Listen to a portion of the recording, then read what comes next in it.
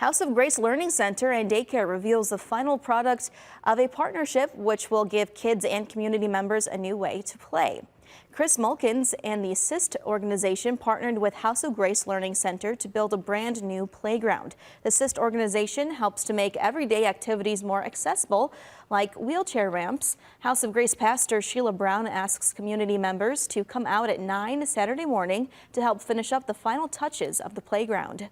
It's been a dream of mine to have extended playground project like this, and I've been in prayer about it for a couple years, so it's exciting to see that finally come to pass.